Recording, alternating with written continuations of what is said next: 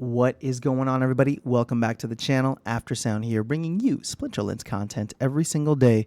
We also stream right here on this channel every Tuesday, Thursday, and Sunday morning. So come by and say hello.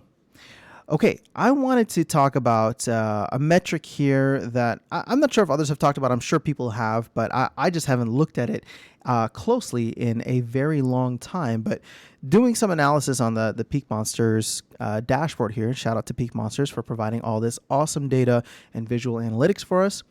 I wanted to take a look at where battles have been, because over the past month, what really jumped out to me is after this ECR update, we have seen a huge change in behavior.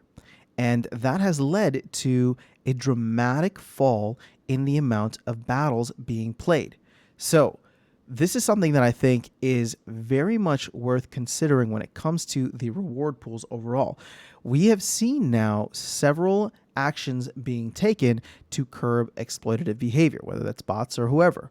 But the major bot farms obviously are a big part of the reason why this exploitative behavior had to be corrected or curbed, right? Now, what's interesting here is if we take a look at where the average is across, this 7 day, and now this is again right after the ECR update that went into effect, we can see that, just on the 7 day, our average is about 2.2 million battles per day. Now, you can see the context for this. We were averaging, maybe 4-5 million battles per day. So it dropped in half. But here is where I want you to take a closer look. If we look at 6 months out, check out where the amount of battles were at before ranked rewards went into effect. Now, ranked rewards came in right around the end of May. So here's mid-May, and then we see a massive drop off into this kind of new plateau that we've been in for roughly the past 2 months. And then once we get the ECR update, the number of battles falls once again. So just looking here, rough eyeballing, we're seeing mostly above 10 million. So I'm going to say that the average is at least 10 million battles. And if we're looking at 2.2 million today, the number of battles has been cut by 25%. I'm sorry, by 75%. We are down to 25%, less than 25% of what it used to be. Now, this daily average here, I know it says 8.1, but that includes the drop off here and here. So I'm really just trying to take a peek at these numbers here. So what does this mean? What can we gain from this?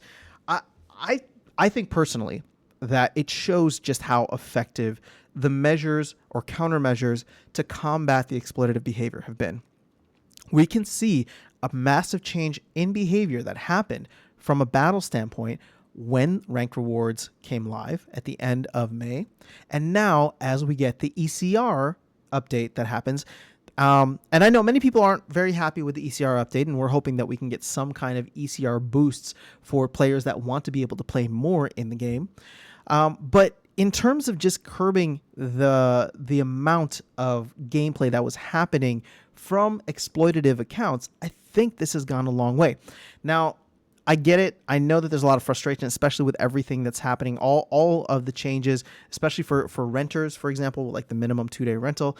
When I think about that, and I've said this before, the problem is that what incentivizes players is going to be the same thing that incentivizes, bots or automated accounts, right? Like everybody's just trying to get a little bit more for what they have. And so when you think about this, and it's a tough situation because there's no surgical approach. The team has said that they do not want to ban accounts. They do not want to ban bot farms. They don't want to ban bots, period, right? They don't want to be going in and deciding who can play and who can't. So all they can do is, instead of a surgical, it's really just a, napalm nuclear approach where they have to change the incentive structure around the game. Now, when I see this and this massive drop off in battles, I think they've done that. I think they've achieved that. Now, has some of that been to the chagrin of the community, especially people who are very much wanting to play more or feel hurt by the fact that they can't rent or their ECR is there, or maybe they have to own the cards? I think the rank rewards was probably a much more welcome change than the ECR one. But on the whole, if you think about 75% plus percent of the rewards now not going out to those accounts. Now, I'm sure the 75% isn't perfect, but I'm just saying that we've reduced the amount of battles by 75%. So all of these battles were getting paid DEC before. And so we've reduced that now. And I think for what we've seen, for the most part, we've seen DEC reward payouts be a little bit higher. And I know there's still like the modern and wild split, right? There's a lot more bots in wild or whatever the case is. But on the whole, I still think we're seeing way more than we used to. Now, this is all going to get upended probably in the month of August or September, whenever the SPS ranked rewards go live. But I think this needed to happen because if bots were coming in and just farming SPS, that would have totally destroyed the SPS price, because instead of just going through and selling DEC now for a profit, they would just be selling SPS.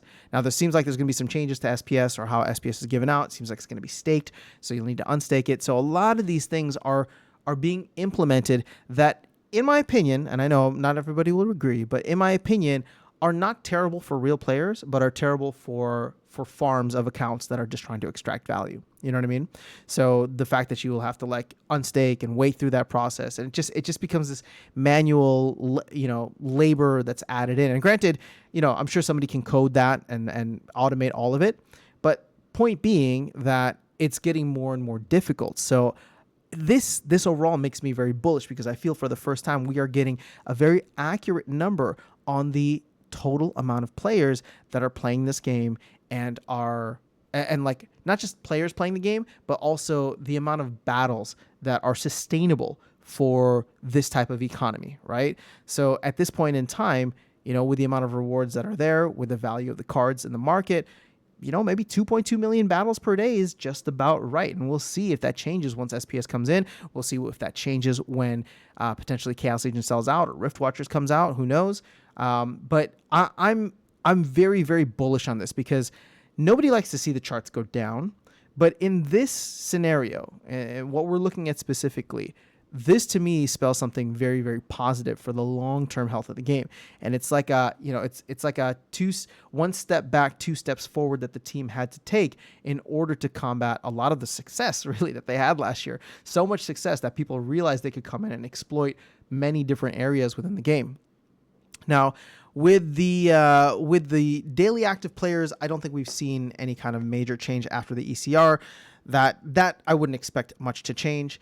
And then, overall new players that have come into the game, I don't think we've seen much in that sense either. If we just go to like 14 days, maybe a little spike here. Maybe this is the Ali Straza spike, but I'm waiting to see until she streams a little bit more. Maybe I'll do a video on that at another point in time.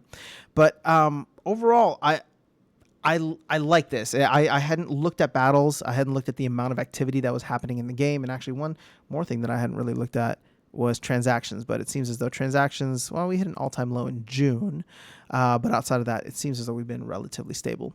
So this makes me very bullish in the long term. Again, I'm not expecting things to go to the moon tomorrow, but I am expecting the game to be able to have sustainable growth now, and for people to not be able to just come in, exploit the situation, and extract a lot of value from the game. Sure, can something break? Absolutely. Can the team implement something that is wrong and they don't see, they don't have the insight to see it beforehand? Absolutely. But I think we're at a point where anything that's implemented now can be rolled back within the next maintenance window, or even sooner than that, or tweaked as preferred, right, to be able to get to the desired result of what they're trying to go for. So I'm liking this. Just wanted to share this data with you. Again, I had some free time today, finally catching up on everything, and was just digging into the data here on Peak Monsters. So once again, shout out to Jarvie and the Peak Monsters team for providing this to us. I think it's incredibly valuable for us to have third-party data like this available. I wish we had it from the team, but I actually don't mind getting it from third parties as well. This all lives on the blockchain anyway. So that is all I have for you guys in this video. Let me know your thoughts below, how you are liking the new changes that have come in, both the ranked rewards at the end of May and now the ECR and rental updates that have come in at the end of July. I will catch you all in the next video, and I will see you around the game. Take care.